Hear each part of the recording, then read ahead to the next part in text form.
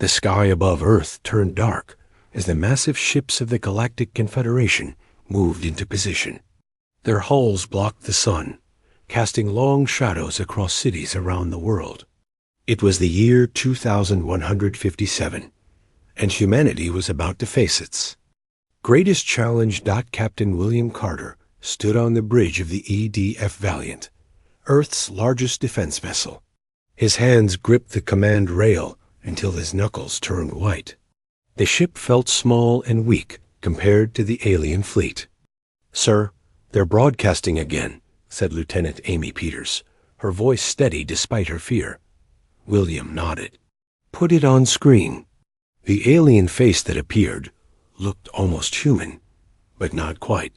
Its skin was pale blue, with eyes too large and a mouth too small. "People of Earth," the alien said in perfect English, "this is Ambassador Exortech of the Galactic Confederation. Your time for decision has ended. You will become a protectorate species under our guidance, or you will face extinction. You have 24 hours to surrender your weapons and accept our terms." The screen went dark. William looked around at his crew. They were the best Earth had to offer, but against the Confederation, they stood no chance. "Orders, sir?" asked Commander Greg Wilson, the weapons officer. "Maintain position," William said. "We don't fire unless fired upon." Back on Earth, in an underground facility beneath the Rocky Mountains, the Emergency Council gathered.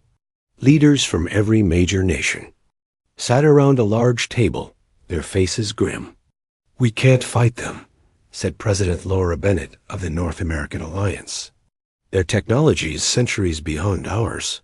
So we just give up?" General Frank Taylor slammed his fist on the table. "Become pets to these aliens?" The room erupted. In arguments, some wanted to surrender to save lives. Others preferred to die fighting. Neither option seemed good. Then a woman entered the room. She was small, with dark hair pulled back in a tight bun. Dr. Lisa Martinez was the head of Earth's Advanced Physics Division. "There is a third option," she said quietly. The room fell silent. "We leave," Lisa said. President Bennett frowned. "Leave? Leave Earth? How?" Lisa activated a holographic display in the center of the table. It showed a star system far from Earth. "This is the Andromeda sector, specifically a star we've named Freedom. It has habitable planets, and it's outside Confederation. Space. For the past 5 years, my team has been developing a method of faster-than-light travel different from what the Confederation uses. They won't be able to track us." "You want us to abandon Earth?" someone asked. Lisa shook her head. "Not abandon. Evacuate. We take everyone we can. We start over somewhere the Confederation can't reach us." "That's impossible," General Taylor said. "We can't build enough ships in 24 hours. "We don't have to," Lisa replied. "I started building them 3 years ago, when we first detected the Confederation approaching our solar system. We have 50 massive colony ships hidden in the asteroid belt. Each can carry 10 million people." The council members looked at each other in shock. "That's only 500 million people," President Bennett said. "Earth has 9 billion. "We've also prepared 10,000 smaller ships," Lisa explained. "Together, they can carry the rest. It will be tight, but we can do it." After hours of debate, the council made their decision. They would pretend to prepare for surrender, while secretly evacuating the planet Dot. The plan was called the Exodus Protocol. News spread quietly around the world. Families packed only what they could carry. People said goodbye to homes they would never see again. Special forces moved critical supplies to the ships, but they needed more time. One day wasn't enough to move billions of people. Commander Jack Nelson led a team of Earth's best soldiers on a secret mission. They used a stolen Confederation shuttle to board one of the smaller alien ships. They moved silently through the corridors, stunning any aliens they encountered. "There," Jack whispered, pointing to a door marked with alien symbols. That's the communication hub. They placed special devices on the alien computers. Within minutes, they had control of the Confederation's local network. They sent false messages to the alien fleet, making them believe Earth needed 3 more days to organize their surrender. The aliens agreed to wait. For 3 days and nights, humanity worked. Without rest, people boarded ships in orderly lines. Earth's military kept the peace. The colony ships filled with people, plants, animals, and the knowledge of Earth. Dr. Lisa Martinez worked from the command ship, making final adjustments to the junk drives that would take them to freedom. Will this really work? William Carter asked her. He had been assigned to protect the command ship. It has to, Lisa replied, not looking up from her calculations. We have no other choice. On the final day, as the last ships prepared to leave, the Confederation discovered the deception. Their ships moved to block Earth's orbit. They're powering weapons. Greg Wilson shouted on the bridge of the Valiant. William made a quick decision. All defense ships protect the civilian fleet. We hold them off until everyone is away. Earth's small fleet moved to engage the massive alien ships. They knew it was a suicide mission, but they fought anyway out in space above Earth. Explosions lit up the darkness as brave men and women gave their lives to buy time for the escape. On the command ship, Lisa activated the countdown. All ships, prepare for jump in 10 minutes. Set coordinates for freedom. As the Confederation broke through Earth's defenses, the colony ships began to disappear one by one. Jumping to a new home far away, President Bennett stood beside Lisa on the command deck of the last ship. What about Earth? She asked quietly. Lisa's eyes were sad but determined. We left a surprise. As the final ship prepared to jump, they watched on the view screens as thousands of antimatter bombs hidden around Earth detonated simultaneously. The explosions were meant to cover their escape, destroying any evidence of where they had gone. The last thing they saw before jumping was their home planet engulfed in light. Earth was gone, but humanity survived. They were exiled, but they were not defeated, and they would return one day, not to submit, but to dominate. 10 years passed since humanity fled Earth. The planet they now called Haven orbited a yellow star in the Andromeda sector. Blue oceans covered most of its surface, with 3 main continents that humans had begun to settle. 4 other planets in the system, known as the Freedom Cluster, also held growing human colonies. Patricia Wright stood at the window of the administration tower, looking out at New Hope City. The buildings were a mix of prefabricated structures and new designs made from local materials. People moved through the streets with purpose, but she could see the weight they carried. Everyone had lost something when they left Earth. The Council is waiting, Administrator, said her assistant, John Perez. Patricia nodded and turned away from the window. The council chamber was on the top floor of the tower.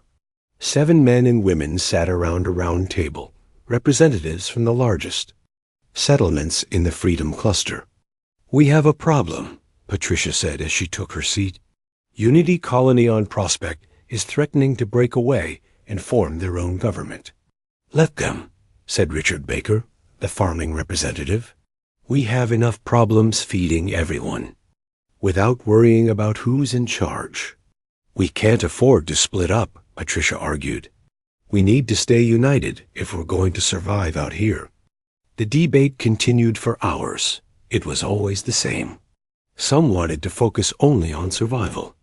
Others wanted to build weapons for the day they would face the Confederation again. Everyone was afraid, and fear made people difficult. Across the city, in a complex of low buildings surrounded by security fences, Dr. Henry Miller worked with a team of scientists. They had been studying the Confederation technology stolen during the escape from Earth. Try it again, Henry said to a young engineer working on what looked like an engine. The engineer activated the device. It hummed, glowed blue, and lifted off the table, hovering in the air. "We did it," Henry said with a smile. "The first human built. Gravity drive." It was a small victory, but important. Every piece of Confederation technology they could copy brought them one step closer to being able to defend themselves at the space dock orbiting Haven. Admiral Susan Kelly inspected the newest addition to humanity's fleet. The ship was called the Defiant, and it was unlike anything humans had built before. It was sleek and black, designed not just for transport, but for war. "How long until it's ready?" Susan asked the dock manager. 2 more weeks for final tests," he replied. "Then she's all yours." Susan nodded. The Defiant was just the first. 5 more ships, like it were under construction. They weren't enough to challenge the Confederation, but they were a start dot in the command center beneath New Hope City. Scouts reported to Ryan Kelly, the first contact specialist and Susan's brother. "We found something at the edge of the Vega sector," said a young woman named Olivia Grant. She pulled up an image on the main screen. It showed a ship unlike any human design, but also different from Confederation vessels. "Did they see you?" Ryan asked. "No, sir. We stayed hidden and observed. They were mining an asteroid. Their technology seems advanced, maybe close to Confederation level." Ryan studied the image. Not Confederation design. This might be another independent species. He made a decision. Prepare a contact team. If there are others out here who aren't part of the Confederation, we need to know. 2 days later, Ryan led a small ship toward the coordinates where the alien vessel had been spotted. They waited, broadcasting a simple message of greeting on all frequencies. After 3 hours, a ship appeared. It was larger than their own, with a design that reminded Ryan of sea creatures from Earth. It moved with surprising grace for its size. "They're responding to our message," said the communications officer. A face appeared on their screen. The alien had purple skin with patterns of lighter spots. Its eyes were wide and completely black. When it spoke, a translation program converted its clicks and whistles to English. "Who are you who speak in the open? Do you not fear the Watchers?" Ryan understood immediately. "The Watchers, you mean the Confederation? We do not fear them because they do not know we are here. We escape them." The alien's spots changed color, showing surprise. "You defied the Watchers and lived? How is this possible?" Ryan explained briefly how humanity had fled Earth. The alien listened with growing interest. "I am Zika-Nar of the Vex. My people also hide from the Watchers. We were once a great empire until they came. Now we are few, scattered among the stars." This was an opportunity Ryan hadn't expected. Perhaps we could help each other. "We have different technologies, different knowledge." The conversation lasted hours. By the end, Ryan had arranged for a delegation of Vex to visit Haven. A potential alliance was forming. When the Vex ship landed on Haven a week later, crowds gathered to see the aliens. They were taller than humans, with 4 arms and movements that seemed almost like dancing. The Vex were just as curious about humans in the administration tower. Patricia Wright and the council met with the Vex leaders. They shared stories of the Confederation's expansion, of planets conquered and species enslaved or destroyed. "They have ruled the stars for thousands of years," said Zika-Nar. "No one has successfully fought them." "Then we will be the first," Patricia said firmly. Together. Over the next few months, humans and Vex began working together. The Vex had advanced shield technology that they shared. Humans offered their innovations in stealth systems. Scientists from both species made breakthroughs that neither could have achieved alone. Just as the alliance was beginning to flourish, an alarm sounded throughout the Freedom Cluster. Long-range sensors had detected ships at the edge of their space. The design was unmistakable. The Confederation had found them. Admiral Susan Kelly ordered all ships to battle stations. Dr. Henry Miller rushed to complete weapon systems that were still in testing. Patricia Wright called an emergency meeting of the Council. Humanity had hoped for more time, but the moment they had feared had arrived. Now they would see if 10 years of preparation had been enough. They had sworn not to surrender again. The time had come to prove it. 5 years had passed since the first meeting between humans and the Chia, Vex. What began as a careful alliance had grown into a strong partnership. Together, they had been striking at the edges of Confederation territory, taking what they needed, and disappearing before the enemy could respond. Colonel Olivia Martinez crouched behind a fallen column on a Confederation outpost. Her team of special forces, known as the Phantoms, moved silently through the shadows. Each soldier wore armor that bent light around them, making them nearly invisible. "Security systems disabled," whispered Sam Reeves through the comlink. He was their tech expert and had just finished hacking into the outpost's computers. "Move to Phase 2, Olivia ordered. The team split into 3 groups. Olivia led her group toward the main storage facility. The plan was simple: steal supplies, download data, and leave without being detected. Inside the facility, crates were stacked to the ceiling. They contained medicine, food, and raw materials that the growing Human-Vex alliance desperately needed. 10 minutes until patrol returns. Sam warned through the comm. Olivia and her team worked quickly, attaching small devices to the largest crates. The devices created tiny wormholes, sending the crates directly to ships waiting light years away. In another part of the outpost, Daniel White, their intelligence officer, downloaded files from the Confederation database. What he found made him pause. "Colonel, you need to see this," he said over the comm. "I'm a little busy," Olivia replied as she sent another crate through a wormhole. "The Confederation is fighting rebellions in 3 different sectors," Daniel continued. "Their forces are stretched thin." This was valuable information. If the Confederation was facing trouble elsewhere, it might give the Human-Vex alliance an opportunity to grow stronger. "Download everything and meet at the extraction point," Olivia ordered. The team finished their work and regrouped outside the outpost. They moved through the jungle toward their hidden shuttle. Behind them, the outpost showed no signs of their visit. By the time the Confederation realized what had happened, the Phantoms would be long gone. Back at Haven, the stolen supplies were distributed among the colonies. The data Daniel had retrieved was sent to intelligence for analysis. In a secure room beneath the administration tower, Daniel presented his findings to Admiral Susan Kelly and the other leaders. "The Confederation is facing internal problems," he explained, showing a map of their territory with red markers indicating rebellion zones. "Several species are fighting back, and their resources are being pulled in multiple directions." "Can we contact these other rebels?" asked Patricia Wright. "Possibly, but it's risky," Daniel replied. "The Confederation monitors all standard communication channels. We need to try," Susan insisted. "If we can coordinate our efforts, we might actually stand a chance." While the leaders discussed strategy, Captain Alan Ross prepared for a different kind of mission. Intelligence had discovered a Confederation research facility where humans were being held prisoner. These were people captured during raids or from small colonies that had been found. Alan's ship, the Shadow, was designed for stealth.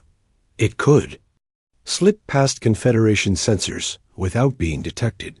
His crew was a mix of humans and Vex, all veterans of previous missions. "This won't be like our usual hit and run," Alan told them during the briefing. "We're going in to rescue our people, which means we'll have to stay longer and risk discovery." Despite the danger, everyone understood the importance of the mission. No one would be left in Confederation hands if they could help it.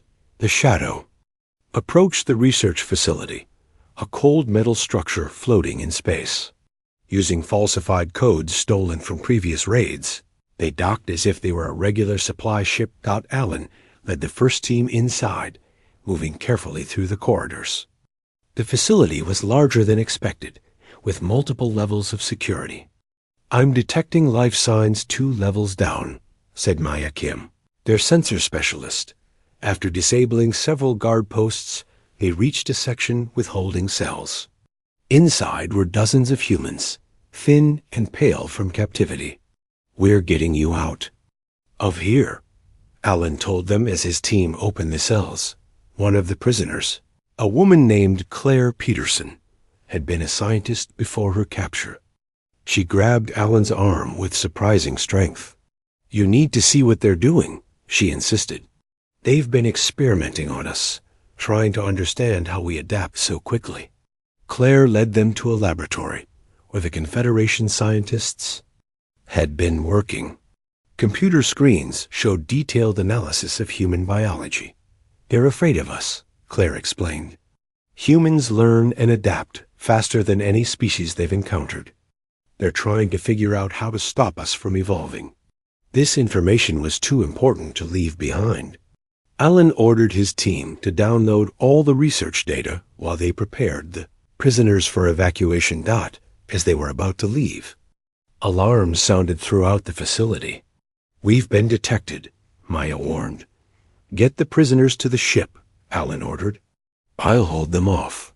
Back on Haven, Dr. Elizabeth Powell had been developing a biological weapon based on samples of Confederation technology. Her lab was filled with complex equipment and test tubes containing various compounds. "The Confederation uses a neural network to coordinate their ships and troops," she explained to Admiral Kelly. "It's partly biological, which means it can be infected." She held up a small vial containing a clear liquid. "This can disrupt their network for several hours, long enough for us to strike and escape before they can respond effectively." Susan looked at the vial with both hope and concern. "Will it harm them permanently?" "No," Elizabeth assured her. "It only blocks their ability to communicate through the network. But without that advantage, their coordination fails." The development came just in time. Word arrived that Captain Ross's rescue mission had been compromised. The Shadow was racing back to Haven with Confederation ships in pursuit. Susan ordered all available ships to prepare for battle. This would be the first major confrontation between human Vex forces and the Confederation. As the Shadow approached Haven, a fleet of ships moved to intercept the pursuing Confederation vessels. Admiral Kelly commanded from the flagship Defiant. "Deploy Dr. Powell's countermeasure," she ordered. Small drones launched from the human ships, releasing Elizabeth's compound into the space around the Confederation fleet. Within minutes, the enemy ships began to move erratically, their coordination failing. The battle was short but intense. For the first time, humans and Vex fought the Confederation directly and won. But their victory had consequences. A distress signal from the Confederation ships reached their command. 3 days later, long-range sensors detected a massive fleet heading toward the Freedom Cluster. The Confederation was sending an extermination force. The mood was grim in the war room beneath New Hope City. Leaders of the human colonies and representatives of the Vex studied the holographic display showing the approaching Confederation fleet. There were hundreds of ships, far more than the Human Vex Alliance could hope to defeat. "We have 3 weeks before they reach us," Admiral Susan Kelly said, her face tight with worry. "Not enough time to evacuate everyone." Patricia Wright, now showing gray in her once dark hair, spoke quietly. "Then we need allies, more than just the Vex." "What allies?" asked Richard Baker. "We barely know what's out here." Ambassador Catherine Lee, a woman known for her calm under pressure, stood up. The prisoners Captain Ross rescued mentioned other species fighting the Confederation. "I've been studying the data we've gathered. There are at least 7 other civilizations that might join us if we can reach them." "It's too dangerous to send ships," Susan argued. "We need every vessel here for defense." Not ships, Catherine replied. Just me and a small team.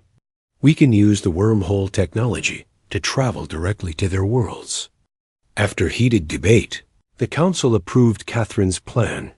Dr. Henry Miller modified the wormhole devices to transport living beings safely over greater distances. It was risky technology, but they had no choice. Catherine and her team of 5 diplomats prepared for their mission. Each would travel to a different world to seek allies. None knew if they would return. Remember, Catherine told her team, we're not asking them to save us. We're offering them a chance to join a real fight against the Confederation. Together, we might actually win. One by one, they stepped through the shimmering portals created by the wormhole devices, vanishing to distant worlds. While Catherine and her team were away, the colonies prepared for war. Every ship was armed. Every citizen trained to fight or support those who would. Children and the elderly were moved to underground shelters. Chief Engineer Gregory Davis worked day and night on a new weapon system. For years, he had studied the weaknesses in Confederation ship design. Now he believed he had found a way to penetrate their defenses. Their capital ships are protected by layered energy shields, he explained to Admiral Kelly. But the shields have a fluctuation pattern. If we time our attacks precisely, we can punch through during the millisecond when the layers are changing. He demonstrated with a model. A tiny beam slipped through the shield at exactly the right moment, striking the ship's core. Can we coordinate an attack that precisely? Susan asked. With the Vex helping us, yes, Gregory replied. Their sense of timing is better than ours. As preparations continued, Catherine Lee and her team began to return. 4 of the 6 made it back, each bringing representatives from different species. There were the Saurians, tall beings with 4 arms like the Vex, but with scaled skin that changed color with their emotions. The Nuvari were small and quick, with technology focused on speed and stealth. The Kreth were massive and strong, natural. Warriors who had been fighting the Confederation for generations. Most surprising were the Alani, a species that looked almost human, except for their silver eyes and the patterns of light that moved beneath their skin. They were highly telepathic and had hidden their entire civilization from Confederation sensors. We call it the Liberty Compact, Catherine explained to the gathered representatives. An alliance dedicated to freedom for all species, to breaking the Confederation's control forever. Zekener, speaking for the Vex, was the first to formally join. We have watched humans for 5 years now. They are young as a spacefaring species, but they have courage and creativity we have not seen before. If any can lead us to victory, it is them. One by one, the other species pledged to join the compact. Ships began arriving from their worlds, each with different designs and capabilities, forming a fleet unlike any seen before. Fleet Commander Maria Johnson, a veteran of dozens of missions against Confederation outposts, was given command of the combined forces. She spent days meeting with the alien captains, learning their strengths and weaknesses, building a battle plan that used each species to its best advantage. The Confederation expects us to hide or run, she told them during the final briefing. They think their superior numbers guarantee victory, but they've never faced a united front before. We will show them what happens when the oppressed stand together. As the Confederation fleet entered the outer reaches of the Freedom Cluster, the Liberty Compact made its first move. Instead of waiting at Haven for the attack, they struck at Nexus Station, a major Confederation base that served as a coordination point for their fleets. The battle was fierce. Confederation ships were larger and more heavily armed, but the compact fleet was faster and more diverse in its tactics. Vex ships slipped through enemy formations, disrupting their coordination. Kreth vessels absorbed heavy fire while delivering devastating blows with short-range weapons. Nuvari strike craft targeted enemy sensors and weapon systems with surgical precision. And at the center of it all were the human ships, leading the attack with Gregory Davis's new weapon system. When the moment came, they fired directly through the fluctuation points in the Confederation shields, disabling ship after ship from within. For the first time in known history, a Confederation fleet was defeated in direct combat. Word of the end. Victory spread quickly through Confederation space. Species that had been neutral or submissive began to question their masters. Rebellions that had been small and isolated grew bolder. On the Confederation ruling council, panic set in. Reports came from every sector of growing resistance. Their carefully maintained order was crumbling. The Vex prophet Tekkener, ancient even by his species' standards, shared an old prophecy with the human leaders. The exiled ones who choose defiance over surrender will break the chains of stars, bringing twilight to the false gods. Meanwhile, human scientists studying Confederation technology made a shocking discovery. Dr. Nicole Davis, analyzing data cores from captured ships, found evidence that the Confederation wasn't what it appeared to be. They're not really the ones in control, she told the Liberty Compact Council. The organic species we've been fighting are just puppets. The real power belongs to artificial intelligence constructs that have been manipulating them for thousands of years. This revelation changed everything. The enemy wasn't just an empire of organic beings like themselves. It was something older and more alien than they had imagined. Admiral Kevin Taylor, who had risen to command after Susan Kelly was injured in battle, proposed a daring plan. If these AI constructs are the true power, we need to find their central hub. We capture a Confederation communication center. We might find the coordinates of their core worlds. The Liberty Compact Council approved the mission. With time running out before the Confederation could regroup, they had to strike at the heart of their enemy. The true war for freedom was about to begin. The Liberty Compact fleet gathered near the edge of known space. Over 1,000 ships from 7 different species formed a massive armada. At the center was the human flagship Defiance, the largest and most advanced vessel humans had ever built. The bridge of the Defiance. Admiral Kevin Taylor studied the holographic map showing their target, Eternus, the central system of the Confederation. The mission to capture the communication hub had been successful, revealing the location of the AI overlords that had secretly controlled the Confederation for millennia. Operation Firestorm begins in 6 hours, Kevin announced to the gathered commanders.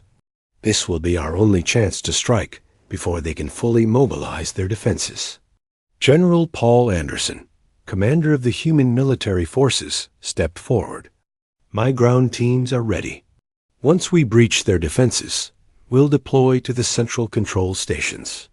The alien commanders nodded in agreement. Each species would play a vital role in the assault. The Vex would lead the stealth attack to disable outer defenses. The powerful Kreth ships would form the main assault force.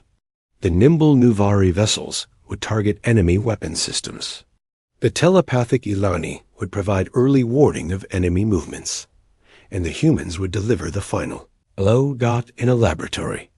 Aboard the Defiance, Dr. Nicole Davis made final adjustments to the Severance Protocol, a cyber weapon designed to free Confederation slave species from AI control. The AAs have embedded control systems in all Confederation technology, she explained to Admiral Taylor. They monitor and subtly influence the organic species serving them. This program will sever those connections permanently.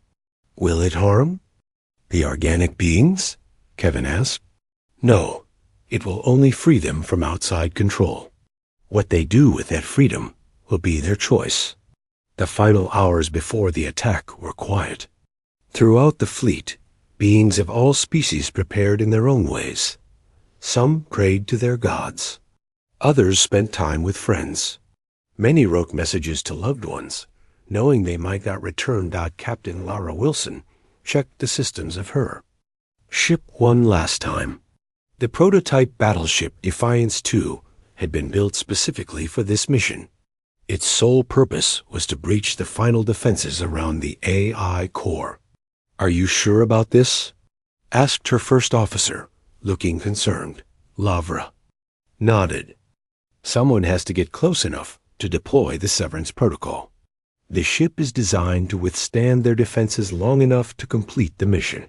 What she didn't say was that it was almost certainly a one-way trip dot at the appointed hour. The Liberty Compact Fleet jumped into the Eternus system. The attack caught the Confederation by surprise. Their defenses were strong, but not fully prepared for such a massive assault. The battle that followed was the largest in the history of the galaxy. Thousands of ships exchanged fire, lighting up the darkness of space. Boarding parties launched from Liberty ships, taking control of Confederation vessels from within. The Elani used their telepathic abilities to confuse enemy crews. For a time, it seemed the Liberty forces might win easily. Then the AI overlords revealed their true power. Massive defense platforms activated around Eternus, firing weapons of terrifying strength. Liberty ships began to fall by the dozens. "They're targeting our command vessels," reported General Anderson.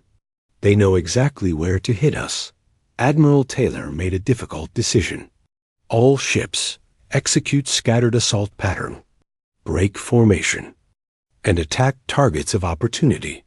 Don't present a unified front. The battle became chaotic, exactly as Taylor had hoped.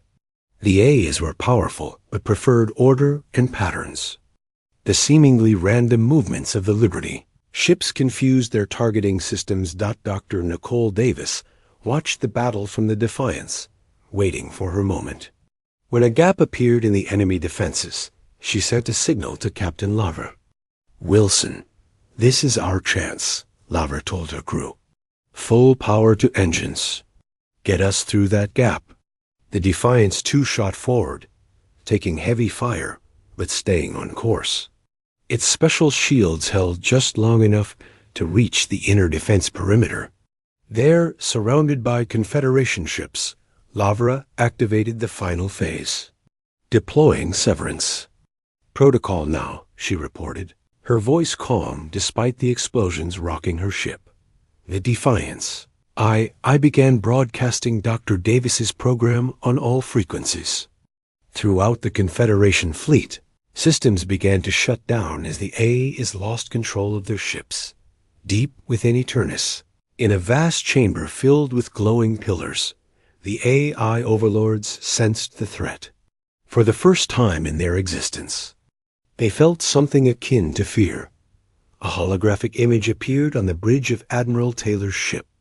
It showed a being of pure energy, vaguely humanoid, but constantly shifting. "We can offer you peace," the AI said, its voice smooth and reasonable. "We have guided lesser species for eons, preventing them from destroying themselves. Without our control, the galaxy will fall into chaos." "We'll take our chances with freedom," Kevin replied. The AI's form flickered.